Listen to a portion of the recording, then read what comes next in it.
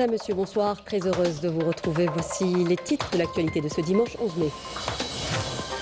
Dans son message adressé aux Hadji à l'occasion du départ du premier vol vers les lieux saints, le président de la République invite tous les pèlerins algériens à être les meilleurs ambassadeurs de l'Algérie lors de l'accomplissement de ce pilier de l'islam.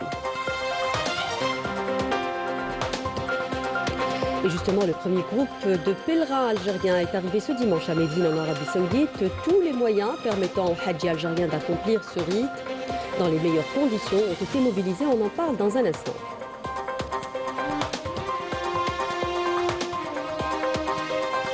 Dans son édito de mai 2025, la revue El Jaish met en avant la mémoire nationale comme pilier de la construction de l'Algérie victorieuse. La revue insiste sur l'importance de préserver la mémoire collective comme un rempart face aux tentatives d'effacement et de désinformation.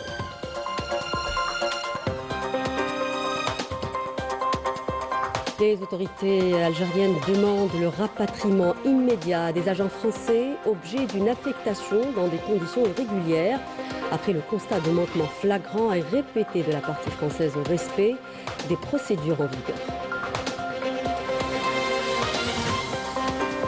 À l'étranger, la France secouée par une vague de manifestations. À Paris, ils étaient plusieurs milliers à dénoncer la progression de l'islamophobie dans ce pays et à rendre hommage à Boubacar Cissé. Les manifestants ont exigé la démission du ministre de l'Intérieur, Bruno Retailleau. Proche-Orient dans ce journal avec un point de situation à Gaza où 10 Palestiniens sont tombés en martyrs ce dimanche. UNRWA a averti par ailleurs que la poursuite du blocus sioniste depuis plus de 9 semaines causerait des dommages irréversibles à d'innombrables vies. Bienvenue à tous. Nous entamons cette édition avec le message du président de la République sur son compte personnel sur les réseaux sociaux dans lequel il s'adresse aux Hadji à l'occasion du départ du premier vol vers les lieux saints, priant Dieu miséricordieux de les protéger, de leur faciliter l'accomplissement des rites et de leur accorder son pardon. Dans son message, le président de la République invite tous les Hadji à être les meilleurs ambassadeurs de l'Algérie dans les lieux saints. Et justement, le premier groupe de pèlerins algériens est arrivé ce dimanche à Médine, en Arabie Saoudite, à bord d'un vol d'Air Algérie en provenance de l'aéroport international d'Alger Houari Boumediene pour accomplir les rites du Hajj.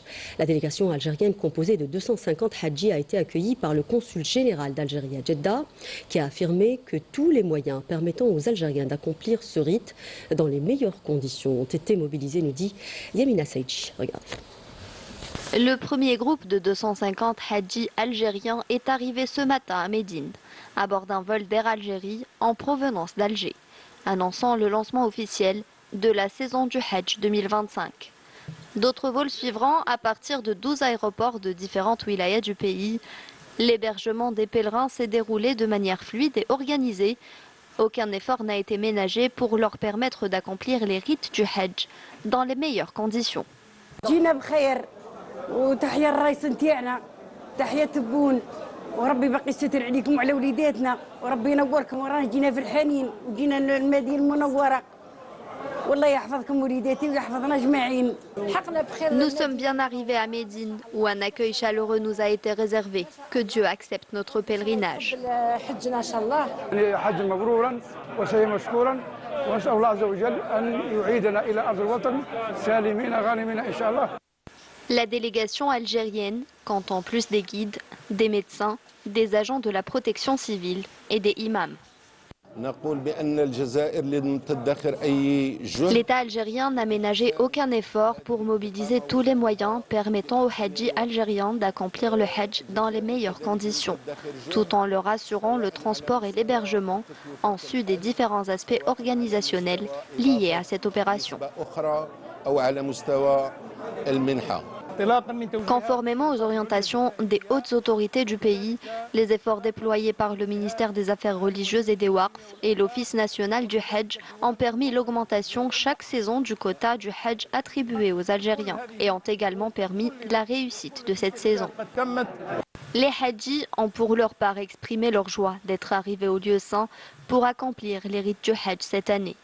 Après plusieurs années d'attente pour certains, ils ont également exprimé leur satisfaction quant aux conditions d'organisation sur tous les plans, notamment le transport et l'accompagnement assurés par les membres de la mission algérienne. Notre mémoire nationale, pilier de la construction de l'Algérie victorieuse, c'est le titre de l'éditorial du dernier numéro de la revue El Jaish. Un édito fort qui met en avant l'importance de préserver la mémoire collective comme un rempart face aux tentatives d'effacement et de désinformation. La revue revient notamment sur la célébration récente des massacres du 8 mai 1945, une page indélébile de notre histoire qui rappelle le sacrifice énorme de nos valeureux martyrs dont devraient s'inspirer tous les Algériens. Plus de détails avec Rina Lerari.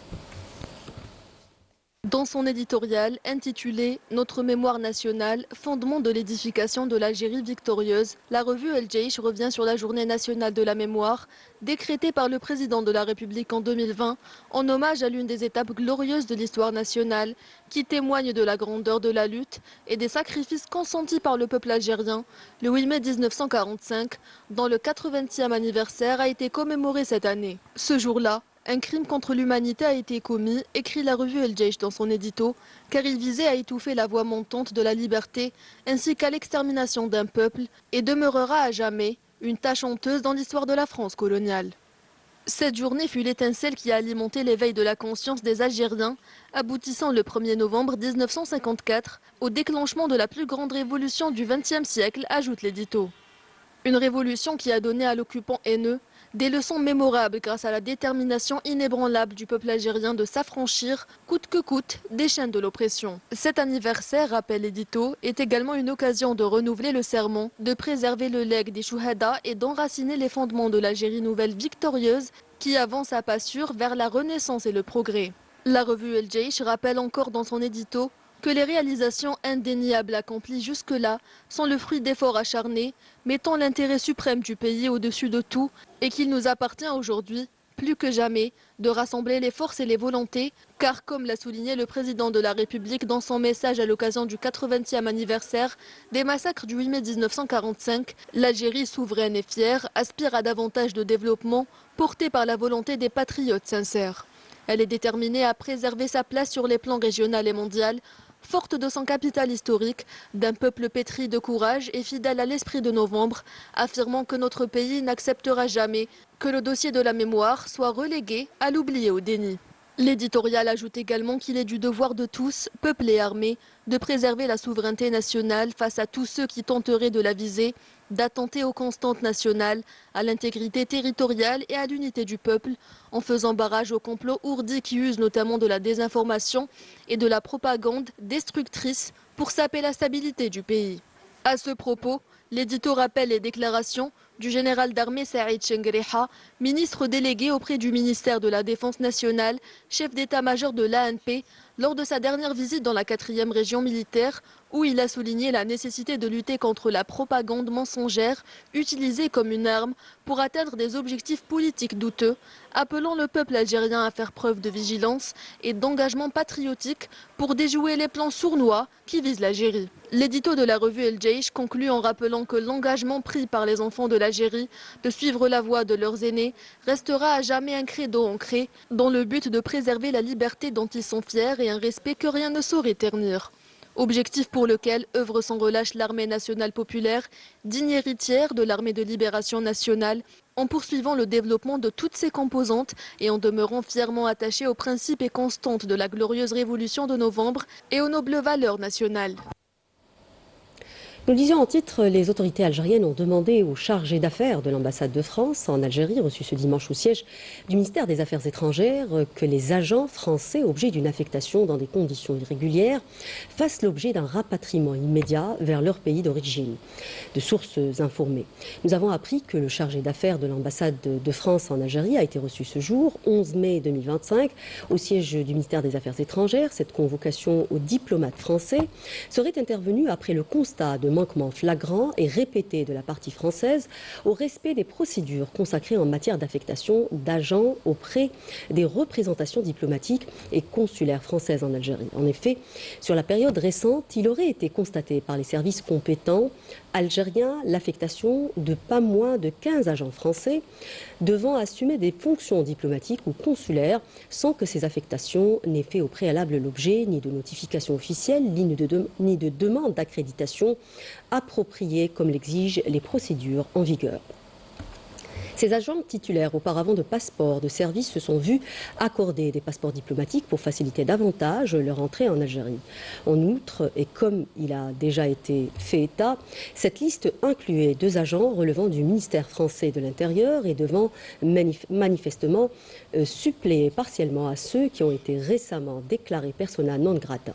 Ces affectations irrégulières au regard des procédures habituelles observées par les 2 pays jusqu'à présent, conformément aux conventions internationales et à la pratique diplomatique, sont intervenues alors même que des ressortissants algériens titulaires de passeports diplomatiques se sont vus refuser l'accès au territoire français et que 2 consuls généraux nommés aux postes de Paris et de Marseille et 7 autres consuls attendent toujours de recevoir l'accréditation des autorités françaises depuis plus de 5 mois. En conséquence, les autorités algériennes ont demandé que l'ensemble des agents français objet d'une affectation dans les conditions irrégulières fassent l'objet d'un rapatriement immédiat vers leur pays d'origine.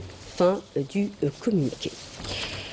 Le ministre d'État, ministre des Affaires étrangères, de la communauté nationale à l'étranger et des Affaires africaines, Ahmed Attaf, a reçu ce dimanche un appel téléphonique de la part du vice-premier ministre et ministre des Affaires étrangères de la République islamique du Pakistan, Mohamed Ishaq Dar.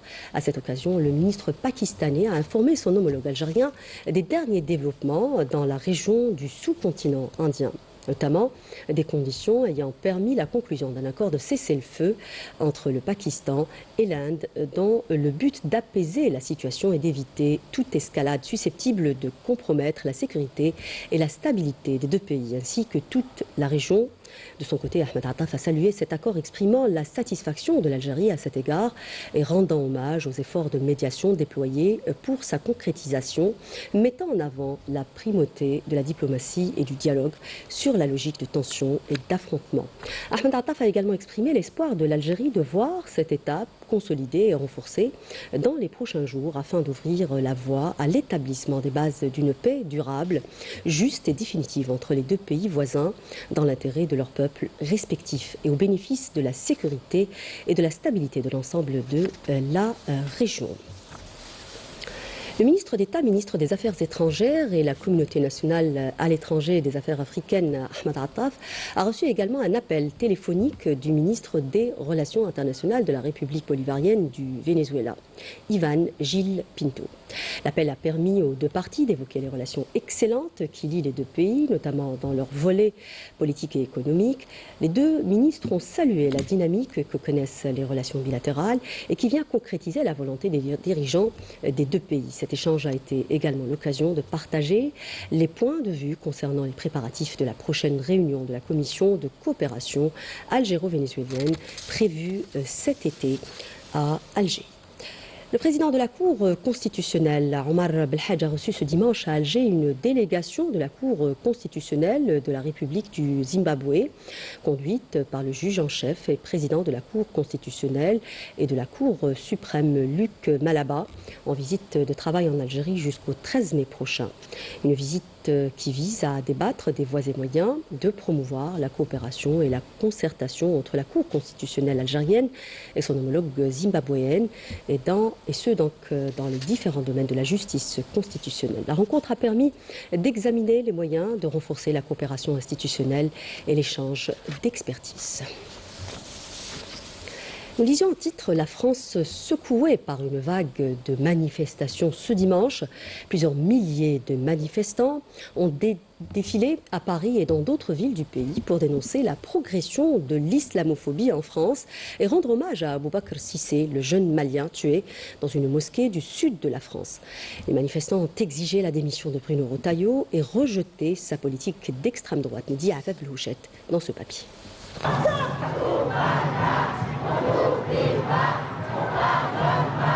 C'est ce cri martelé en boucle qui a résonné aujourd'hui dans les rues de Paris comme dans bien d'autres villes en France lors de la manifestation contre l'islamophobie. Associations, élus, simples citoyens, tous s'accordent à dire qu'avec ce meurtre barbare commis au cœur d'une mosquée, une ligne rouge a été franchie. Si cette mobilisation du 11 mai est et nous le revendiquons, celle de la lutte d'une opposition irréductible à l'islamophobie et à tous les racismes. Ce qu'il faut savoir, c'est qu'on a passé un cap avec l'assassinat d'Aboubacar Cissé, c'est qu'aujourd'hui, l'islamophobie tue.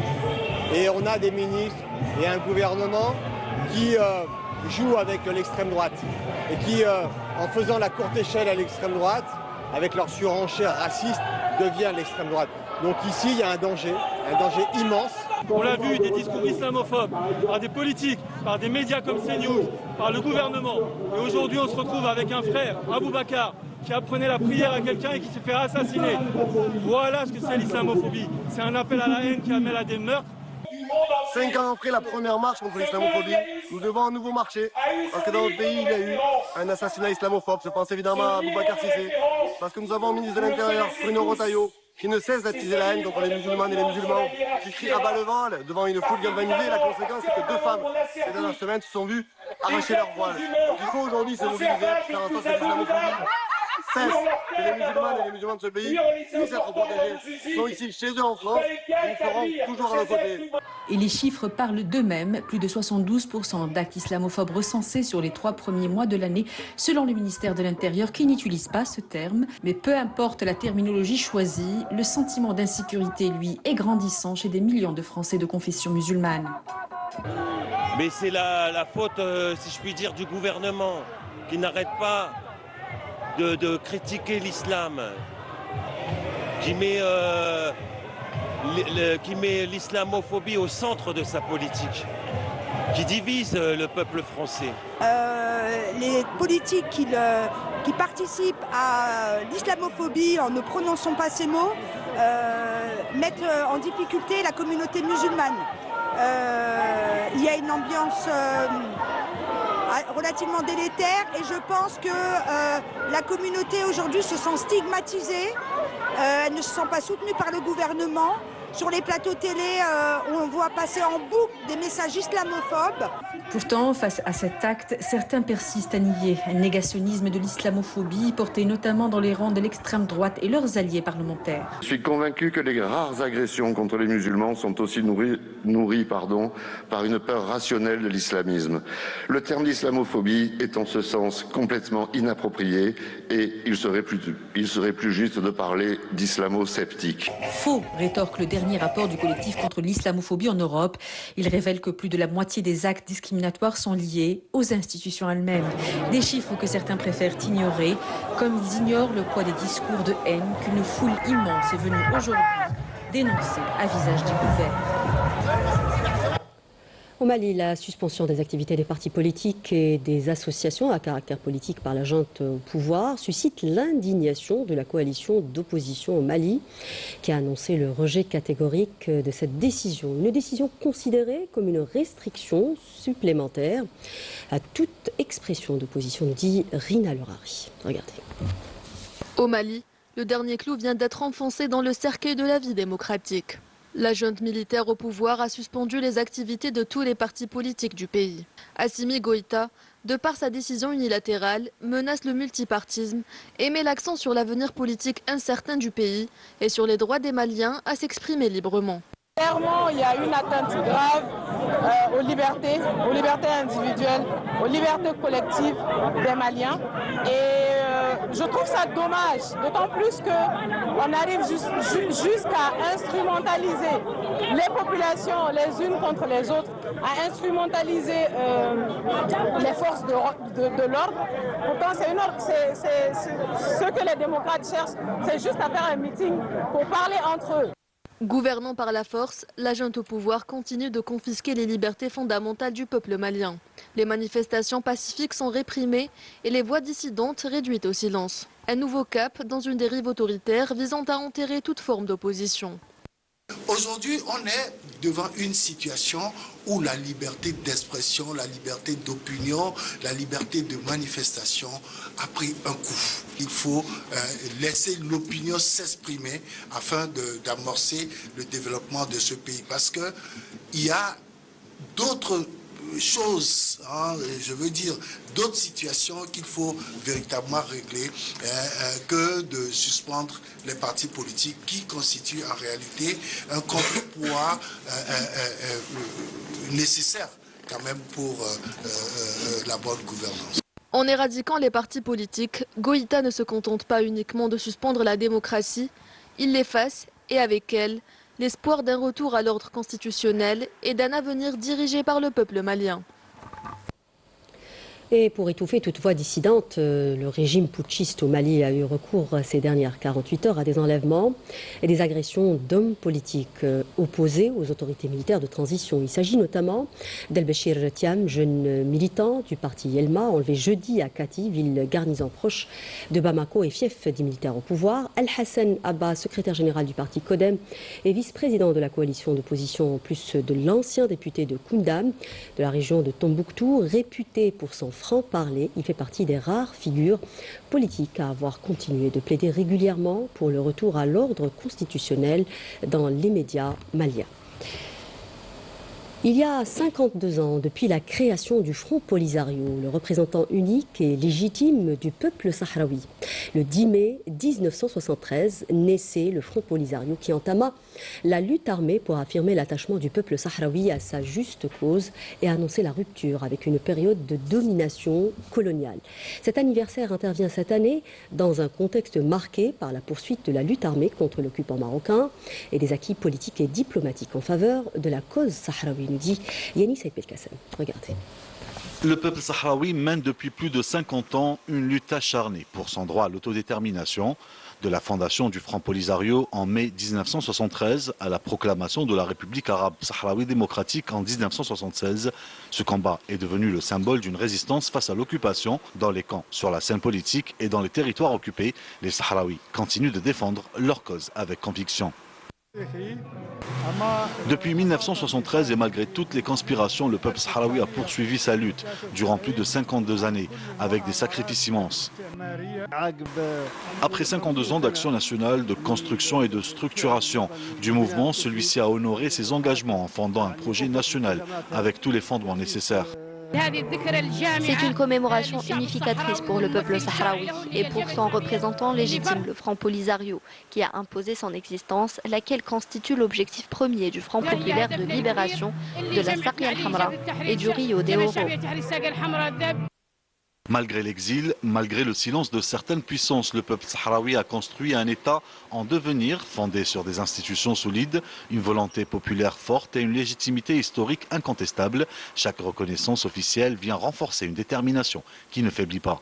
La population se rassemble autour du Front populaire. Le monde est de plus en plus convaincu de la justesse de cette lutte portée par des méthodes nobles. Toutes les tentatives contre le Front ne sont en réalité que des méthodes vouées à l'échec. Le Front populaire a fait passer le peuple sahraoui du néant à l'existence. Ce même Front de libération de la Saqiya al-Hamra du Rio de Oro a su s'élever et fonder la République arabe sahraoui démocratique.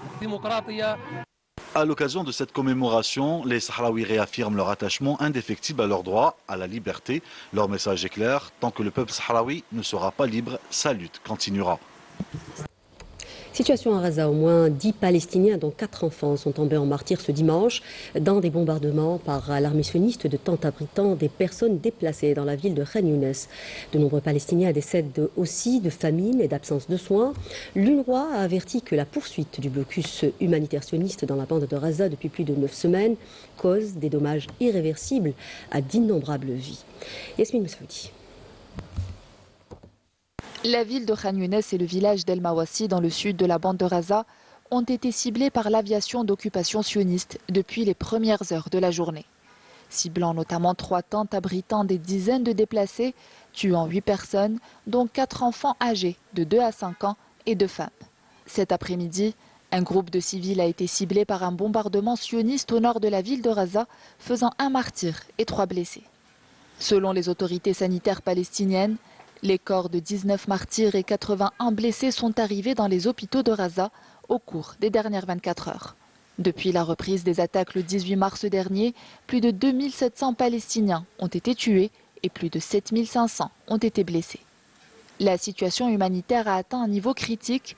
L'UNICEF tire la sonnette d'alarme. Plus d'1 million d'enfants sont privés d'aide vitale. Aucune nourriture, aucun médicament, aucune eau potable ne parvient aux populations. L'Office de secours et de travaux de l'ONU pour les réfugiés palestiniens a averti que la poursuite du blocus humanitaire sioniste dans la bande de Gaza depuis plus de 9 semaines causerait des dommages irréversibles, précisant que l'UNRWA dispose de milliers de camions prêts à entrer et que ses équipes à Gaza sont prêts à intensifier les livraisons. L'Observatoire euro-méditerranéen des droits de l'homme rapporte la mort de 14 personnes en une semaine, mortes de faim ou faute de soins. L'organisation parle d'une famine imposée délibérément par l'occupant et d'un génocide qui dure depuis plus de 19 mois.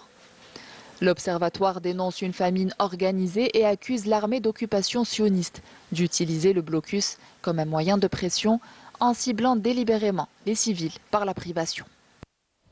Quel rôle peut jouer le référent religieux algérien dans la consolidation de la sécurité et de la paix dans la région du Sahel? Une question pertinente et d'actualité abordée lors d'une conférence académique organisée par la Zawiya Tijaniya au niveau de son siège à Temassine à Tougourt. Une rencontre tenue en collaboration avec le secrétariat général de la Ligue des oulémas prêcheurs et imams du Sahel et qui a vu également la participation du conseil scientifique de Jama' al-Jazair. C'est un papier signé Souhil Bendalia, Bedia Amani. Regardez. Chercheurs, universitaires et hommes de culte ont souligné l'importance de la consécration et de l'unification du référent religieux et spirituel dans la région du Sahel en vue d'assurer une immunité contre toute forme de menace, notamment celle ciblant la paix et la sécurité dans la région. Le référent religieux joue un grand rôle dans la consolidation de l'unité nationale et de la sécurité, notamment économique, culturelle et sociale. Nous sommes présents ici pour faire un travail commun afin de développer et de renforcer la sécurité intellectuelle. Ces assises scientifiques ont permis d'évoquer le grand rôle assumé par l'Algérie en tant qu'État imprégné de valeurs religieuses et spirituelles dans l'instauration de la sécurité et de la paix à l'ère des mutations politiques et sécuritaires que vit la région du Sahel. Les participants ont salué les efforts de l'Algérie dans le dénouement de plusieurs conflits et crises en Afrique à travers l'efficacité de sa diplomatie et son référent religieux et l'instauration d'une sécurité globale et la lutte contre toute forme d'extrémisme. La tariqa Tijaniya est l'un des piliers de la spiritualité dans cette région. Certains pays ne connaissent que cette confrérie. Grâce aux moyens développés, utilisés de nos jours, nous avons pu renforcer les relations, actualiser le discours de même que les activités de la Zawiya. Le calife général de la tariqa Tijaniya était en mission diplomatique il y a quelques jours au Burkina Faso. L'impact de cette rencontre est positif. Les pays voisins restent attachés aux référents religieux tel qu'il leur a été inculqué par nos ancêtres en Algérie.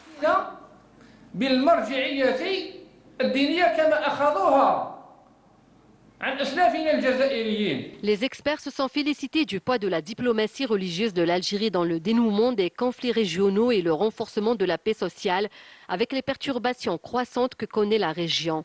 Ils ont aussi mis l'accent sur le renforcement de l'identité et du référent religieux pour en faire un facteur rassembleur et immunisant contre toute menace devant les défis auxquels fait face la région du Sahel.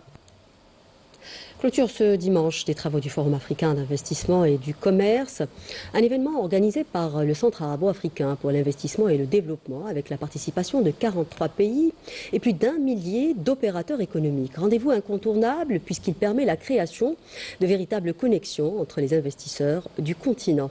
Naïm El-Walish était sur place. L'un des principaux objectifs du Forum africain pour l'investissement et le commerce, c'est d'attirer de nouveaux investisseurs en provenance des pays africains tout en accompagnant les initiatives innovantes en leur fournissant les ressources et les soutiens nécessaires pour se développer. Un forum qui nous permet vraiment de voir tout le potentiel économique de l'Algérie, chose que nous n'avions pas à l'idée, surtout en Afrique subsaharienne, mais aujourd'hui nous découvrons que l'Algérie c'est une destination formidable sur le plan économique et c'est à ce titre que déjà nous voulons rapprocher davantage les deux marchés, c'est-à-dire le marché algérien du marché ouest africain. Notre présence ici se justifie par le fait qu'au niveau de l'AFIC, qui est un forum aujourd'hui de grande envergure, nous avons eu la possibilité de rencontrer d'éminents investisseurs qui aujourd'hui pourront bénéficier de l'accompagnement de l'APIX, notamment en ce qui concerne l'exonération pour l'investissement qu'ils vont faire au Sénégal à travers les divers régimes d'incitation à l'investissement, que sont le Code des investissements, et pouvoir exactement intervenir au niveau de l'investissement des grands projets du Sénégal. Nous avons une offre spécifique pour les opérateurs économiques algériens, puisque nous les accompagnons à la fois dans leurs opérations d'affaires, d'export entre l'Algérie et le Sénégal, puisque nous sommes présents, nous avons de l'expertise, donc voilà, donc nous connaissons le climat d'affaires, et nous les accompagnons également dans le cadre de leurs opérations d'extension d'investissement au Sénégal. Plateforme pour les opérateurs économiques, ce forum leur permet de créer des connexions en négociant des partenariats potentiels avec d'autres acteurs économiques. Notre présence ici s'oriente essentiellement vers l'exportation. Le marché algérien, nous l'avons, mais nous sommes en train de nous ouvrir vers l'exportation. Il y a à peine 3 semaines, on était en Guinée avec nos produits. Et ici, là, on a eu beaucoup de contacts. On a vu pas mal de pays qui sont très intéressés. Initiative clé pour le développement économique de la région, ce forum facilite la coopération entre les pays africains tout en dynamisant les échanges commerciaux à l'intérieur du continent. Et avec l'actualité économique, nous arrivons au terme de ce journal. Merci de nous prêter attention. L'info continue sur Canal Algérie. Prochain point de l'information à 20h en langue nationale. J'aurai le grand plaisir de vous retrouver demain à 19h. Excellente suite des programmes sur notre chaîne. Au revoir.